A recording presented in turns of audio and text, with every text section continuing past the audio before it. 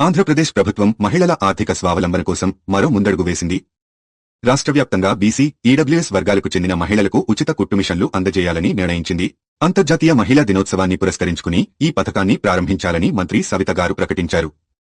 ఈ పథకంలో భాగంగా 1.02 లక్షల మంది మహిళలకు కుట్టుమిషన్లు అందించబడతాయి. 1.02 లక్షల మంది మహిళలకు కుట్టుమిషన్లు. ఈ పథకంలో బీసీ, కమ్మ, కాపు, రెడ్డి, క్షత్రియ, ఆర్యవైశ్య, బ్రాహ్మణ, ఈబీసీ వర్గాలకు చెందిన మహిళలు అర్హులు. ఉచిత శిక్షణ 40 నుండి 90 రోజుల వరకు ఉచిత శిక్షణ ఇస్తారు. శిక్షణ పూర్తయిన తర్వాత మహిళలు తమ స్వంత ఉపాధిని ఏర్పరుచుకునే అవకాశాన్ని పొందుతారు. నిధులు. ఈ పథకానికి ప్రభుత్వం 255 కోట్ల రూపాయలు కేటాయించింది. విభజన మొదటి విడతలో 46,044 మంది బీసీలకు మరియు 56,788 మంది ఈడబ్ల్యూఎస్ వర్గాల మహిళలకు కుట్టుమిషన్లు పంపిణీ చేయబడతాయి. ఈ పథకానికి ఎలా అప్లై చేయాలి? గ్రామ మరియు వార్డు సచివాలయాలను సంప్రదించి అర్హత గల మహిళలు తమ దగ్గరిలోని సచివాలయానికి వెళ్లి నమోదు చేసుకోవాలి.